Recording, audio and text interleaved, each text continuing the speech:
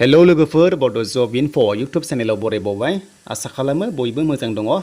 दा लोगोफोर माखासे स्किमनि आपडेट गोबां नेगासिनो दङ आरो कमेन्ट्स खालामगासिनो दङ आरो बेजों लोगोसे अरुन्धति गोल्ड स्किमनिबो गोबां कमेन्ट्स फैदोंमोन रिप्लाइ होनो हायाखैमोन मानोना आपडेट जेबो गैयामोन नाथाय दायो मोनसे आपडेट फैदों नोंथांमोना नायनो हागोन मोनसे प्रुफ लाना फैदों दा बिदिब्ला जों थांनांगोन अफिशियेल वेबसाइटआव बेनिफ्राय नोंथांमोना चेनेलाव जायफ्रा गोदानै फैदोंमोन थ' नोंथांमोना मोजां मोनोबा लाइक कमेन्ट शेयार आरो साबस्क्राइब खालामना लादो जाहाथे आङो स्किमनि आपडेट होयोब्ला नोंथांमोना थाबैनो मोनहैबाय थानायनि नटिफिकेसन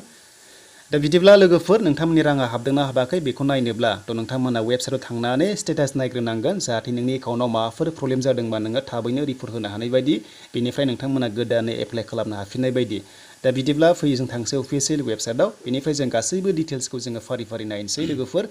थ' दायो जों फैबा अफिशियेल वेबसाइटआव दा अफिशियेल वेबसाइटआव फैनाय लोगो लोगो नोंथांमोना बेबादि पेज मोनगोन दा बेयावनो नोंथांमोना गासैबो डिटेल्सखौ नायनानै लानो हायो दा खायसे आन्दायनो हागौ लोगोफोर बेयाव SMS आखर ओंखारो दा जों बेखौ खोमोरनोब्ला नोंथांमोना गोजौआव मोनसे 3 डट्स मोनदों बेयाव थुनानै जोङो ट्रेन्सलेट मोनसे अपसन मोनो दा बे ट्रेन्सलेटआव थुनाय लोगो लोगो बियो इंलिसनि जाना फैगोन आरो जोङो गासैखौबो सिनायगोन दा बेखायनो जों ट्रेन्सलेट थुनाय लोगो लोगो दानिया इंलिस जाबाय नै दा नोंथांमोना बे इंलिसाव फैनानै थ' नोंथांमोना नै दानिया क्वालिफिकेशन्स बेनिफ्राय डकुमेन्ट्स मा नांगौ आरो लोगोसे एप्लिकेसन प्रसेस बेयाव नोंथांमोना गोजौआव मोनदों दा जोङो एप्लाइ खालामबा बेसेबां क्वालिफिकेसन नांगौ बिनि सायावबो दङ बेयाव क्राइटेरिया दा नोंथांमोना बे स्किमाव एप्लाइ खालामबा सानैबो 10 पास जानाय जानांगोन हौवाबो हिनजावबो बेनिफ्राय गाहायसिन बैसोआ हिनजावफोरना 18 इयार्स जाथारनांगोन बेनिफ्राय हौवाफोरना 21 इयार्स जानांगोन बेनिफ्राय गोजौनि सिमा गैया नोंथांमोना जायखिजाया कर्ट मेरिज जानो हायो आरो बे स्किमाव नोंथांमोना एप्लाइ खालामबा सानैबो 10 पास जानाय जाथारनांगोन दानिया अनलाइन एप्लिकेसनाव थुनाय लोगो लोगो एप्लाइ खालामनो हागोन आरो लोगोसे मबाइलजोंनो एप्लाइ खालामनो हायो जायफ्रा कर्ट मेरिज सार्टिफिकेट मोनबाय थ' बेजोंनो एप्लाइ खालामनो हागोन बेनिफ्राय नोंथांमोना दानिया स्टेटासखौ नायनांसिगोन जे नोंनि एकाउन्टआव मा जादों दा बे स्टेटासआव थुनाय लोगो लोगो जोङो बेयाव एप्लिकेसन नाम्बार मोनदोंमोन जेब्ला एप्लाइ खालामनायाव बेखौ होनांगोन बेनिफ्राय मबाइल नाम्बारखौ जाय समाव कन्टेक्ट नाम्बार होदोंमोन एप्लाइ खालामनायाव बेखौ होनांगोन बेनिफ्राय केपसा नोंथांमोना केपसाखौ होनानै साबमिटआव थुनाय लोगो लोगो जोङो स्टेटासखौ नायनो हायो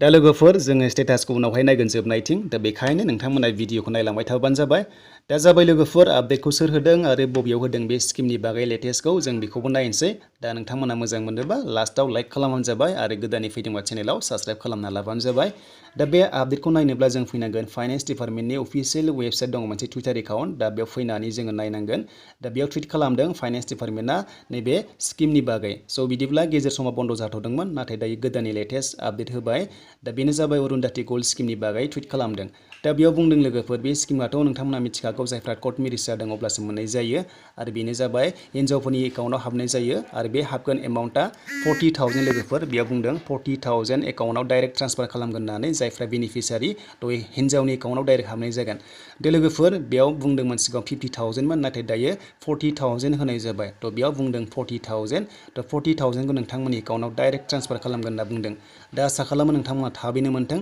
दा मोननायनि सिगां नोंथांमोननि एकाउन्टआव माबाफोर जुदि प्रब्लेमफोर दङब्ला थ' नोंथांमोना नायनो हागोन चेक खालामनो हागोन दा नोंथांमोना बेखौ नायनोब्ला दहायनि स्टेटास जों मोन्दोंमोन अपसन दा बेयाव थांना जों नायफिननांगोन जाहाथे माबाफोर प्रब्लेम जादोंबा नोंथांमोना थाबैनो भेरिफिकेसन खालामफिनथों आरो लोगोसे नोंथांमोना डकुमेन्ट साबमिट खालामफिननो हाथों दा बेखौ जों खालामनोब्ला नोंथांमोना थांफिननांगोन साब रेजिस्टार अफिस मेरिजाव नोंथांमोना मोनसे कर्टआव हाबा जादोंमोन ना दा बेयाव थांनानै नोंथांमोना भेरिफाइड खालामना लाफिननांगोन दा बिदिब्ला जोङो स्टेटासखौ नायफिनसै लोगोफोर दा बेयाव जोङो स्टेटास नायनोब्ला जोङो बेयाव मोनसे एप्लिकेसन आइडि मोनो दा बेखौ जों बेयाव टाइप खालामना होदो दा बेखौ टाइप खालामनाय लोगो लोगो नोंथांमोना आरोबाव मबाइल नाम्बारखौ होनांगोन जाय समाव कन्टेक्ट नाम्बार होदोंमोन एप्लाइ खालामनायाव बेखौ जों होनांगोन बेनिफ्राय जों केपसाखौ होनानै जोङो साबमिटआव थुनाय लोगो लोगो जोङो बेयाव जों नायनो हायो दा बिदिब्ला लोगोफोर जों साबमिटआव थुबाय दा साबमिट थुनाय लोगो लोगो दानिया जों स्टेटासखौ नायनोसै